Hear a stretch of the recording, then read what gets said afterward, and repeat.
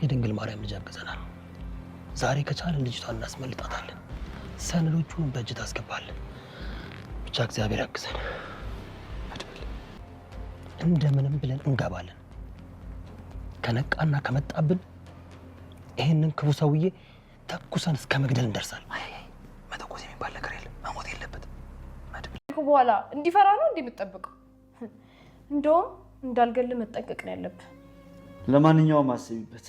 ያስቀምጥልሻል መቃብርሽ ላይ ሰገን። ብትሞችን ቀና ብለሽ ባታየኝም ዛሬም ድረስ መድብል ያፈቅርሻል። ባትመጪም ይጠብቅሻል።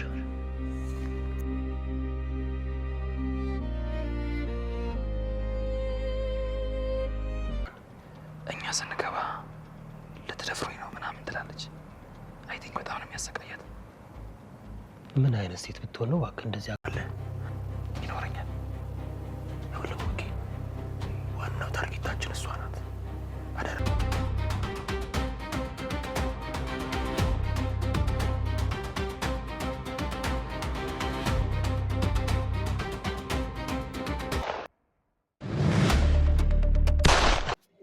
ሰገን በስተመጨረሻም መድብል ደረሰላት። ሙተሻል፣ ሙት ዓመትሽ ደርሷል። መቃብርሽ ላይ ገዳይሽ አበባ ያስቀምጥልሻል። እንዴ ልብ የሚነካ ነው። እድሜ ላክሊሉ ልክ እንደ ዝናህና እንደ ሉላ የገዛ ፍቅረኛውን ገለሃል ተብሎ እስር ቤት ስንት ዓመት የተፈረደበት ፍቅሬን ገደልኳት፣ ከሞት እጠብቅሻለሁ፣ ከክፉ ሰዎች እከላከልልሻለሁ ያልኳት ራሴው ጨረስኳት፣ ራሴው ገደልኳት የሚለው መድብል በጸጸትና በጭንቀት ሲገረፍ ሲጸጸት የከረመው መድብል አሁን እዛ ሊያድኗት ሊታደጓት ሊያወጧት የሄዱት ሙታለች ገለሃታል ተብሎ ተፈርዶበት እሱ በጸጸት ሲጎዳ እሷ ደግሞ መቃብር ውስጥ ተቀበረች የሚለውን ነገር አሳምኖ እየኖረ ያለው መድብል የሱ ፍቅር የሱ ንግስት የሱ ልዕልት እንደሆነ ሲያውቅ ምን ይሰማው ይሆን? እጅግ አጓጊና ልብ አንጠልጣይ የአክሊሉ ውርደት ደርሷል። የአክሊሉ ሽፈት ደርሷል። ድል ለሞገስና ለመድብል። መድብል ያለበት ሁሉም አሸናፊ ነው። ፈተናና ስቃይ ቢበዛበትም ድል በመድብል እጅ ይገባል። አክሊሉ ጨካኝነትና አረመኔነትን ጠንቅቆ ስለሚያውቅ ሁልጊዜ በፍርሃትና በጭንቀት ነው የሚኖረው። ከዚህ ያለበት ዝላይ አይችልም ነውና ነገሩ። በቻለኛ ቀን ቤቴ ውስጥ ዘራፊ ገብቷል፣ አንቺም ሹልክ እያልሽ በየክፍሎቹ ትሄጃለሽ። ምንድነው ተስፋ የሰጠሽ? ማነው ተስፋ የሰጠሽ? ማነው ተስፋ ያሳየሽ? ቆይኔ እንድታዳፈሪ ያደረገሽ ማነው? እያለም አክሊሉ ያስጨንቃታል። ሁልጊዜ ከተጎዱትና ብዙ ፈተና ከበዛባቸው ሰዎች ጎን ነኝ የሚለው መድብል አሁን ግን የልቡ ንግስት ለስንቱ ሰዎች ታድጓል፣ ለስንቱ ሰዎች ደርሷል። አሁን ግን የልቡ ንግስት ሙታለች ተብሎ የተቀበረችው ገልሃል ተብሎ የተፈረደበት የልጆች እናት የህይወት አጋሪ ትሆናለች ብሎ በተስፋ ሲጠብቃት የነበረችው በጨካኞች ተነጠቀው መድብል የሱ ንግስት የሱ ልዕልት ሰገን እንደሆነች ሲያውቅ ምን ይሰማው ይሆን?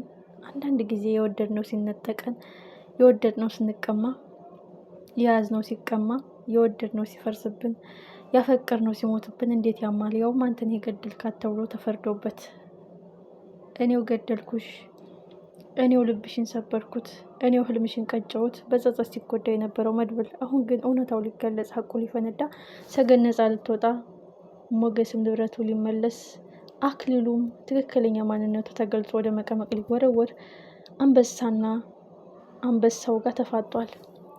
አክሊሉ እኔ ለራሴ አንበሳ ነኝ፣ አንገት ደፊ፣ ሀገር አጥፊ፣ ጨዋው፣ ታማኙ፣ ሰው አክባሪው፣ ትህትና የተሞላበት አክሊሉ ሞቷል። አሁን ጨካኙ አረመኔው የረገጡኝን መልሼ የምረግጣቸው፣ የናቁኝን መልሼ የምንቃቸው፣ ገንዘብ ሲቀልድብኝ እኔ የቀለድኩበት ጊዜ መጥቷል። ስለዚህ ማንንም አልፈራም እያለ የሚጉረራው አክሊሉ ልኩን የሚያስገባው የጠገበውን ልቡን የሚያስተነፍስለት መድብል መጥቷል። ግን አክሊሉና መድብል ሲገናኙ ለማመን የሚከብድ ነው። አንቺ የኔና የኔ ብቻ ነሽ፣ ከአንቺ ሌላ ማንንም አልፈልግም፣ ከኔ ሌላ አንቺን ማንንም እንዲነካሽ አልፈልግም፣ ለዚያ ነው እዚህ ቆልፌ ስንት ዓመት ሙሉ የኔ ብቻ ማድረግሽ የሚለው ጨካኙ አሁን ግን የእጁን የሚያገኝበት ለእያንዳንዱ ታይም ላቃጠለው ጊዜ ሙታለች ተብሎ በጸጸት ለተጎዳው ያ ሁሉ ዓመታት እጅግ የሚያሳዝን ታሪክ።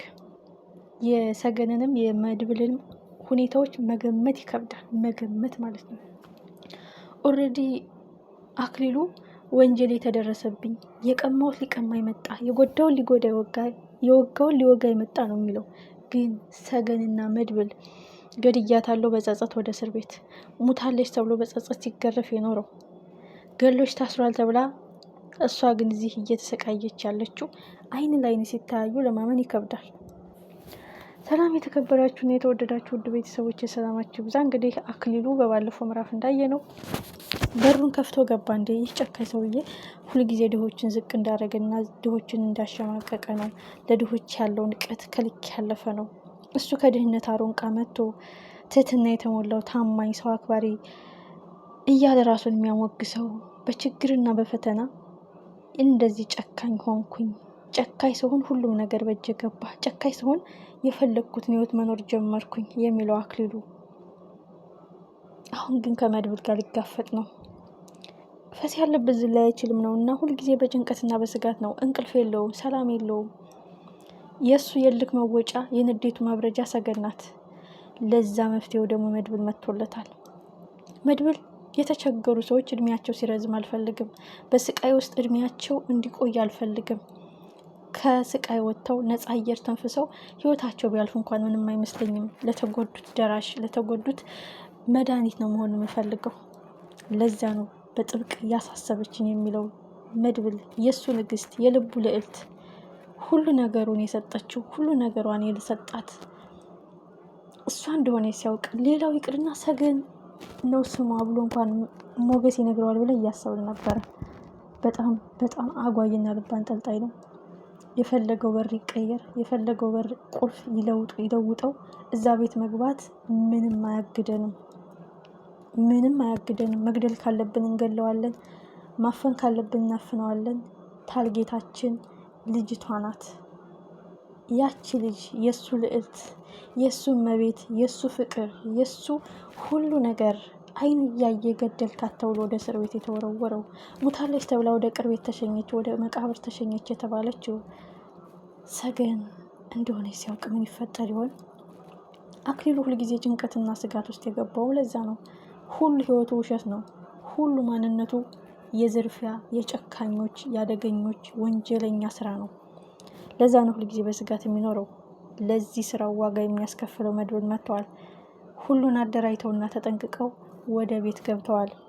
እሷን ለማዳን፣ ህይወቷን ለማትረፍ፣ ነፃነቷን ለማወጅ፣ ወንጀለኛውን ለማጋለጥ፣ ጥጋበኛውን ለማስተንፈስ ፍቅሩን ሲያገኝ እሱም እንደ ማንኛውም ሰው እንደ ትህትና፣ እንደ መሳሰሉት እንደ ሉላ ያሉ ሰዎችን እንደ ማገዝ እያለን የገባው እዛ ግን ሲገባ ልቡን ያቀለጠችው የልጆቹ እናት ናት ብሎ ያሰባት የልቡ ንግስት ብሎ የተመኛት ፍቅራቸው እስከ ጥግ የሚያስቀና ሙታለች ተብሎ ገለሃታል ተብሎ የተፈረደበት ሰገን እንደሆነ ሲያውቅ ለማመን የሚከብድ ለመወሰን የሚያዳግት እጅግ አጓጊና ልብ አንጠልጣይ ነው።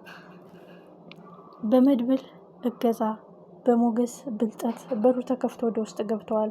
ጨካኝና አረመኔው አክሊሉ አፍጥጦ ይጠብቃቸዋል ወይስ ፊት ለፊት ይጋፈጡታል? ወይስ ይሰው ተቀይሰው እሷን ለማውጣት ይሞክራሉ? ወይስ እስኪ እናንተ የግል አስተያየታችሁን አስቀምጡ። ስንቶቻችሁ ናችሁ መድብል ሁልጊዜ ለፍቅር ያለው ስሜት እምብዛም ነው? ምሳሌ ድራማ ላይ ስናየው ማለት ነው፣ ትትና ላይ ስናየው እና በጣም የተጎዳ ልቦ የተሰበረ መስዋዕትነት የከፈለ በቃ ማመን የሚያቅተውን ስብራት የተሰበረ እንደሆነ የሚያሳየው እና አሁን ግን ያ ስብራት ሊጠገን፣ ያ የተቀማው ፍቅር ሊመለስ፣ ያ ደስታው ሊመለስ፣ የጎዳውን ሰውዬ ዋጋ ሊያስከፍለው፣ የሰበረውን ሰውዬ ሊሰብረው፣ አይኑ እያየ ገለሃታል ተብሎ